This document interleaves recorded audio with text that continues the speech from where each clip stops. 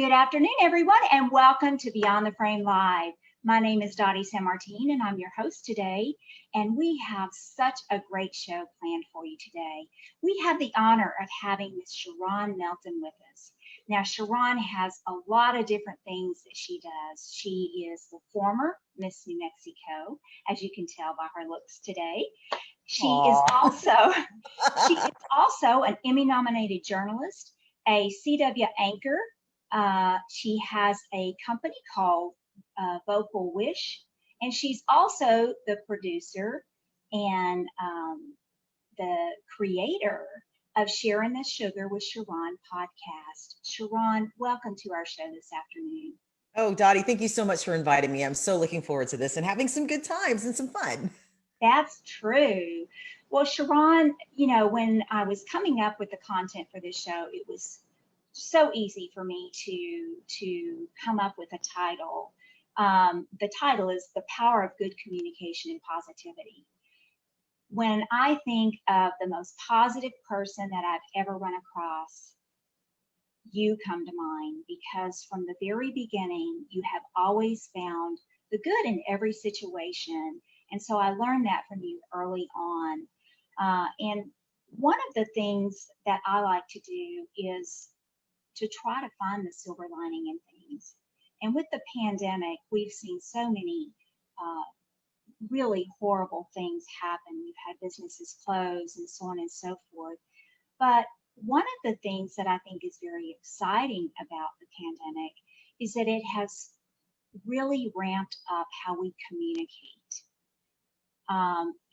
Before it was, we were lucky if we got a quick text message from somebody. And now we see that people are actually starting to communicate with one another a lot more. So I want to start off the show by asking you, how do you define communication? Now, that can be a tough one depending on who you're talking about or what form of communication you're using. Granted, I do communicate for a living. That's my job, but I love to talk. So, the subject is pretty cool for me. I think when you communicate, it's about sharing. And also sometimes it can be about not being afraid to be a little bit of vulnerable when you're trying to share a little bit about yourself, because honestly, we have a tendency of becoming nervous because you don't know how somebody's going to accept the way you communicate. You don't know if they're going to be judgmental when you communicate. You're hoping they won't. But if you are open about it and you're willing to just share a little bit, I think it just can open up so many windows and so many doors to so many great things in your life. For instance, in my job, I get up very early in the morning because I am part of a morning show, and I have to be up and, pepped up, almost like getting ready for a pep rally and getting people interested in enjoying all of this while still sharing some news. Some of the news can be happy, some of it can be sad.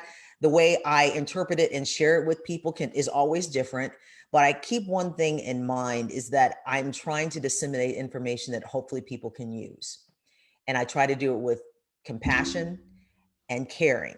And I think if you take that with you in any time, any way you communicate, I think that is what's going to help you in the long run, to be able to share a piece of yourself when you're communicating. I know there's probably a long, more dictionary way of describing communication, but it's really just about sharing and being compassionate. Absolutely.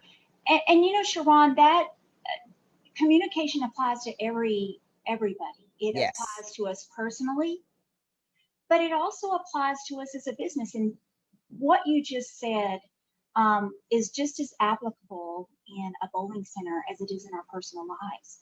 When you are able to share your story with your customers, that brings them along. That gives them a feeling that they're a part of that story. Oh, most certainly.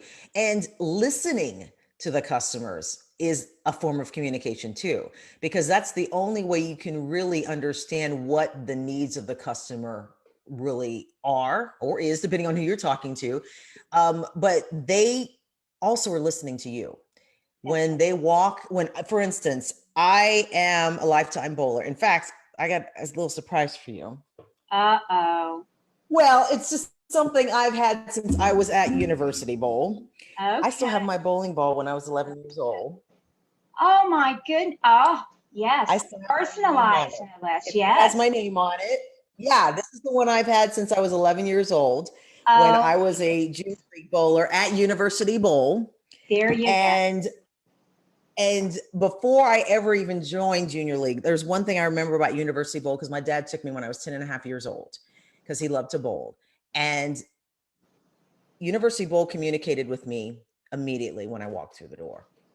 As a kid, lights, games, being receptive to someone who didn't know what in the world they were doing, that was a Yes. form of communication.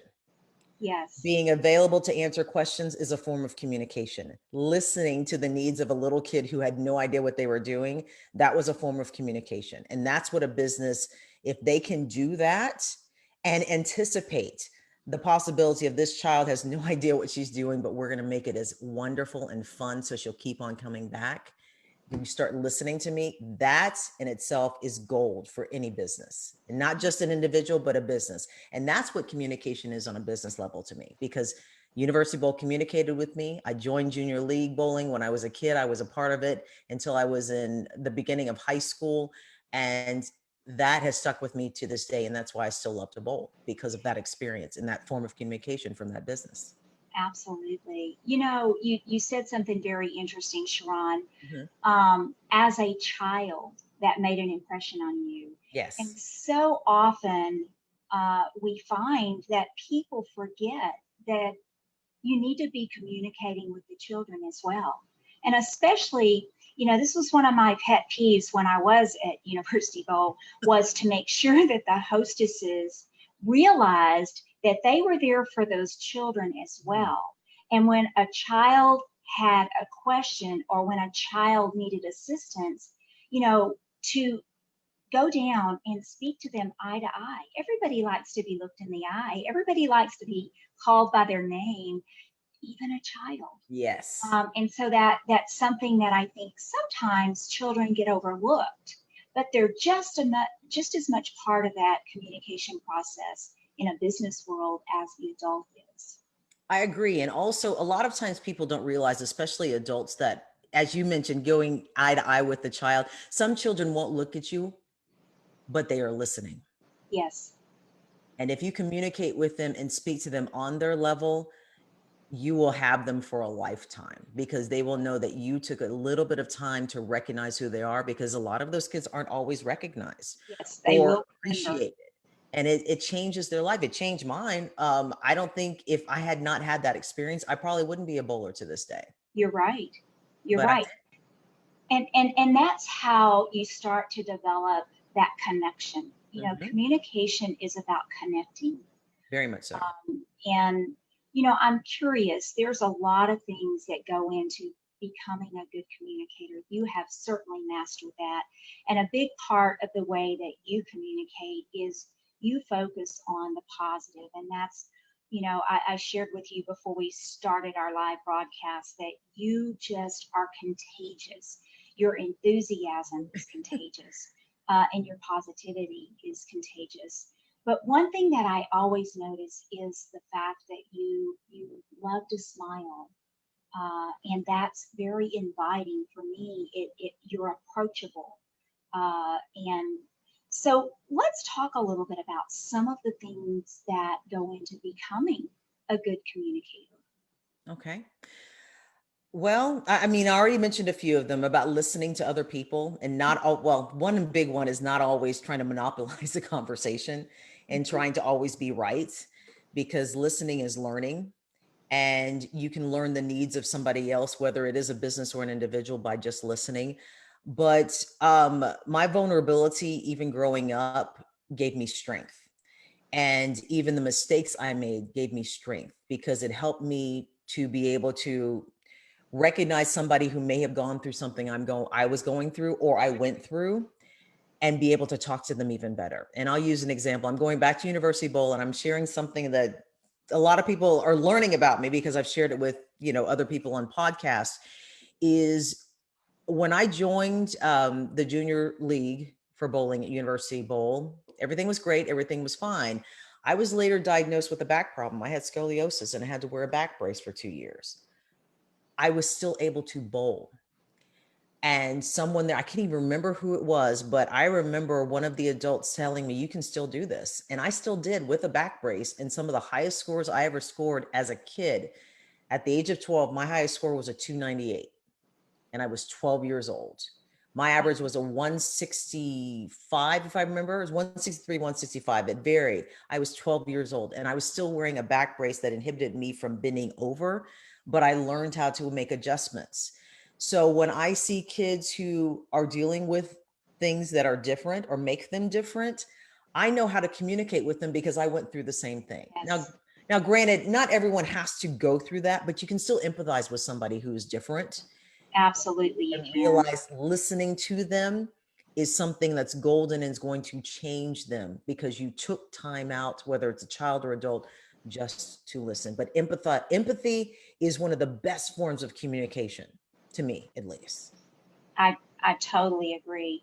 And of course, we talked about your smile, and certainly I think that your body language is a part of communicating. Hmm. Um, you want people to feel comfortable talking to you. And when you smile at someone, sometimes you don't even have to say anything to communicate with them because the smile in itself tells a big story. And I know one of the things at the very beginning of the pandemic, one of the things that we mentioned to people is that mask on your face does not give you permission to not smile, Agree. because I can cover up your smile and I can still see it through your eyes. Hmm. And so, but a smile, definitely, I think that the body language is a big factor because you want people to feel that you're approachable. And, even in a business atmosphere, you want your customers to feel like they can come up and talk to your staff. And certainly you want, as a manager, you want your staff members, your team members, to always feel that you as a manager are approachable. That's how things start to gel in a center. That's how you start to gain that momentum with your employees. And certainly you start to build that loyalty and that trust from your customers.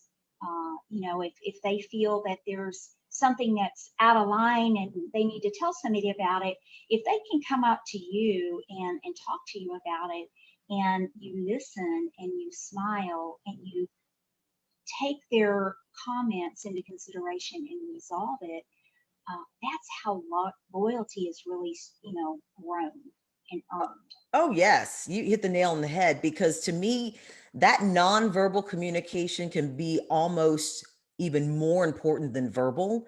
Because if you walk in a center, if you go anywhere, you're looking for someone or an individual, you will see them long before you ever talk to them. I can automatically know how a person is feeling.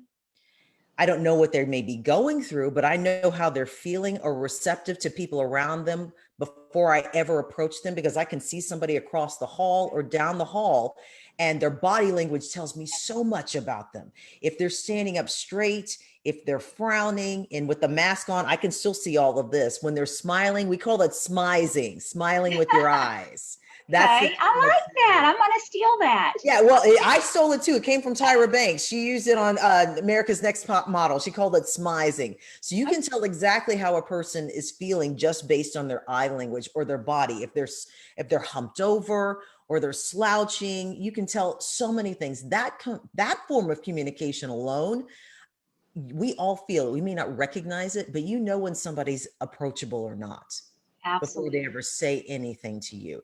You can feel an energy around somebody, just the way they are just standing in front of you. Hmm. And as you mentioned, as a manager or a CEO or anyone in a leadership role, your employees will know how you feel before they ever say anything to you. Can I go to my boss and talk to them about this? Are they in a good mood? Are they in a bad mood?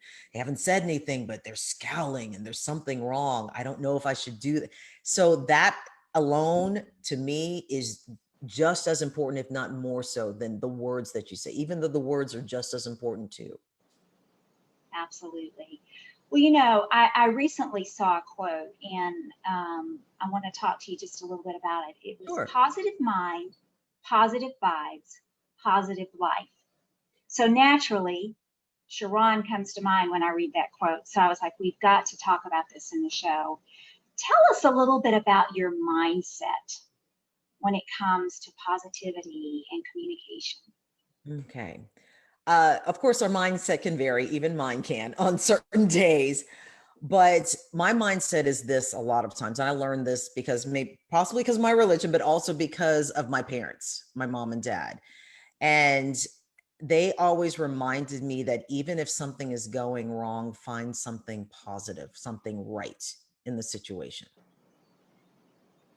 Take a deep breath. Sometimes take a step back before you take a step forward. Mm-hmm. And don't beat yourself up. Because I had a more private information about me. I had a tendency as a kid, I wanted to do everything. And I tried really hard to do everything. And my parents had to pull me back sometimes because I was trying to do 10 or 15 things at one time, when in reality, I should have only been doing 2 or 3. Yes. And in the beginning, I would become disappointed because like, I can do this, but I can do this, I can do this. And they would say, no, no, no, no, no. I'm sure you can, but don't you want to do the things that you can do really, really well right now and be happy and smile and feel good about it? It's like, oh yeah. And even when I didn't do 100% the way I wanted to, I realized that I still did more than maybe I could have done before I learned how to do it.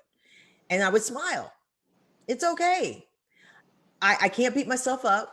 I have to just look at the rainbow that's coming my way. How about that? Look at the positivity behind a success I was able to accomplish because I was able to do something and learn something about it and do better than if I had never done it before. That's something positive. That is So, absolutely so something keeping that in the back of my head, I think that is what that positivity, that vibe, that energy, that smile, that knowing that, hey, I'm going to be okay. And don't beat myself up if I don't complete it, but at least I tried. I know it's cliche, but it still works. Yes, it does. Yes, it does.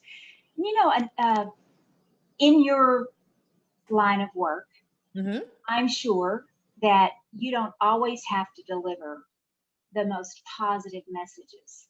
There's a lot that goes on in this world that is Yeah. not positive. We talked a little bit about that before the show. It'd be really nice if there were more random acts of kindness and people had a more positive mindset, but that's not reality.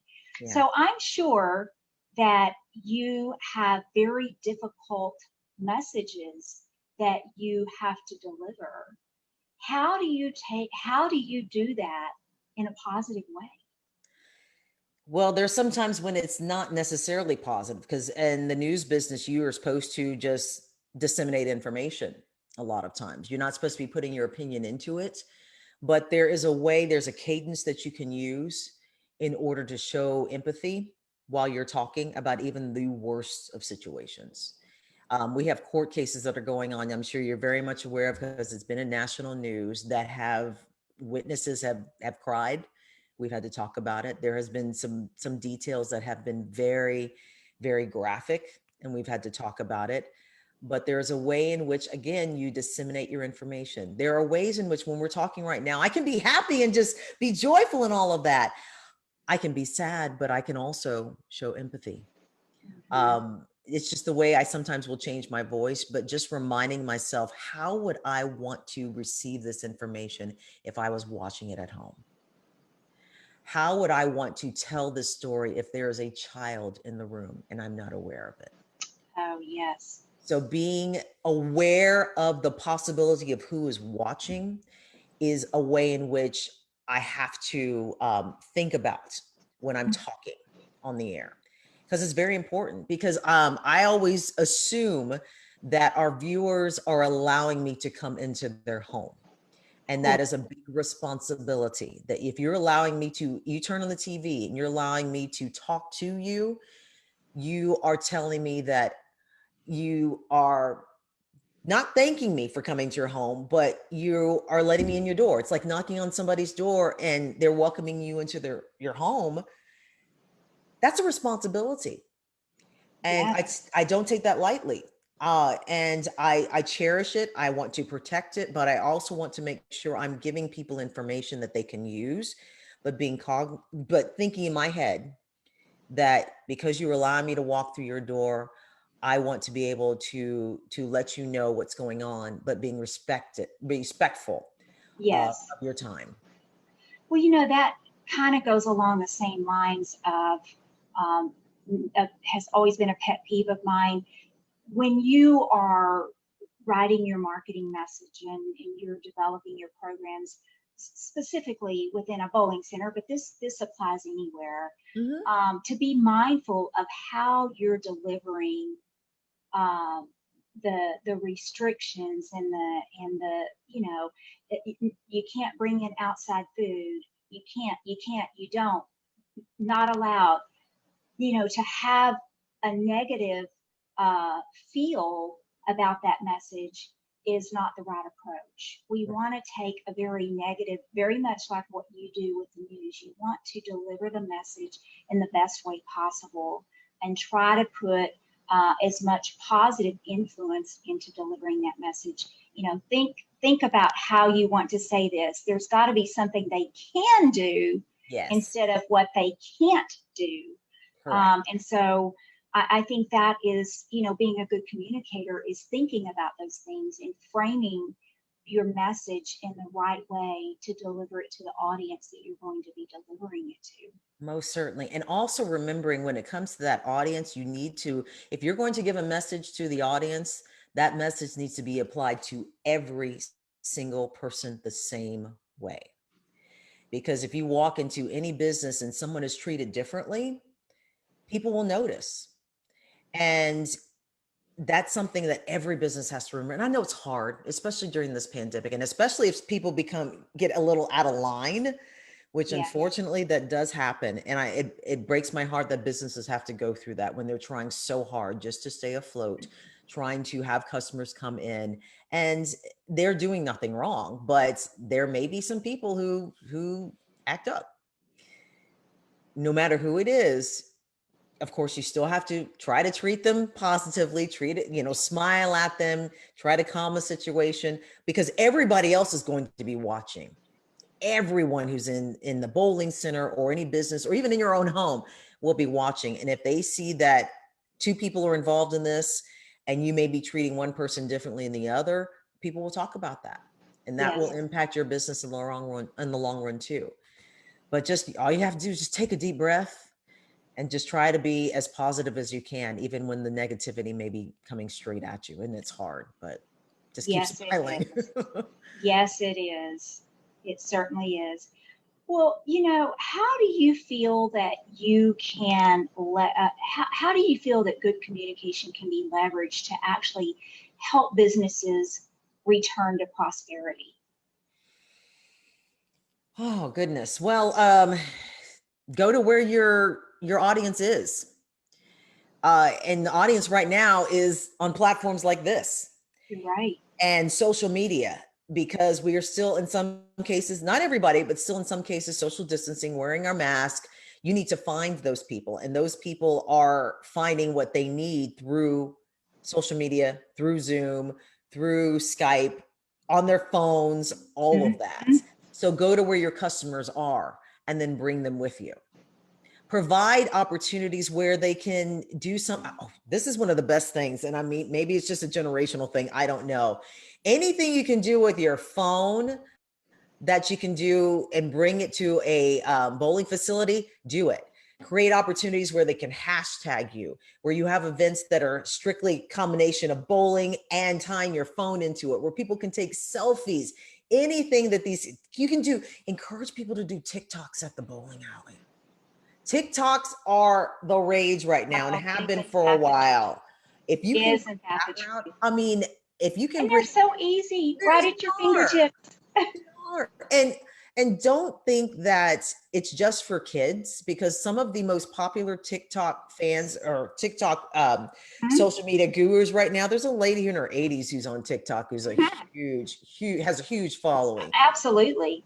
Absolutely. Who would have ever thought? No, exactly. Crazy. It's crazy, but it is so easy. And the other thing is, anything goes. I mean, Yes. it's absolutely, it's amazing. You can get absolutely lost in TikTok in a matter of minutes. Completely. And I would encourage businesses to have, even our station, we have started our own TikTok page. Yes. I would encourage some of these businesses out there, bowling centers, to maybe go the route of creating your own Snapchats and TikToks. Well, and the good thing about that is TikTok is certainly growing, but you're kind of getting in on the ground floor, so you can get noticed very easily on TikTok. Yes. So jump in. I mean, now's the time to do that for sure. And it is communicating. You're communicating with the specific audience, which is not actually specific, other than the fact that they all love TikTok. And you're going from ages 2 to 102. So that is the audience you want for any bowling facility. And if you have problems out there doing TikTok, find one of the interns or the young kids who are coming to the bowling alley. Help, just give them, like, maybe, I don't know, some nachos or something. They'll do the TikTok for you. Even your employees, leverage your that's what I mean. employees, Employees. you know what, they've got it for sure. Yes, sure. Exactly. Well, Sharron, we are kind of wrapping things up here. Okay. And I just want to ask, what one thing would you like to leave our viewers with today? Oh, wow. Just one? I talk for a living. I can only do one. Oh my gosh. And maybe 1.5 if you don't get mad at me. I'll give you 2. How's that? Okay. Okay. All right. Well, first of all, Dottie, I want to thank you so much for letting me be a part of this, because you are doing an amazing job just communicating a message that needs to be disseminated out there, to be shared with so many people. I want to just let you all know it's okay to fail with communication, because it's going to help you learn. Don't be afraid if you make a mistake. Just be willing to open up your mind and open up your heart and smile some more, because there will be more difficult times. It's just how our society is right now, unfortunately. But I am hoping that because of this pandemic we've been going through, and we are learning to communicate more and check up on each other through Zooms, through our phones, through all of that, that if we can learn to continue to do this, when we can get back to some type of normalcy, be willing to step out of your comfort zone and talk to somebody else, I think that will change all of our lives. Because knowing that there's somebody out there who's willing to listen, maybe to help, to step up and just give them a smile, that will speak volumes more than anything else. Just to be present and to listen. You are so right. You are so right. Well, Sharron, thank you very much for being on the show. It really has, your message has been amazing. And as always, it's great to see you. I want to remind our viewers that next week we've got another great show. My colleague Jay Nephew is going to have Tyson Brannigan from Plano Super Bowl on the show, and they're going to let you in on a few secrets that's going on there, as far as it's just keeping their center field. So you won't want to miss that. Also, we have another seed of success that'll be dropping next week. It's fun to be a winner, so everybody's going to want to make plans to watch for that. And, I want to leave you with something. According to Dalai Lama, just one small positive thought in the morning can change your whole day. Let's give it a try. Thanks for joining us this afternoon, everyone. Sharron, thanks for being our guest. Have a good afternoon, everyone.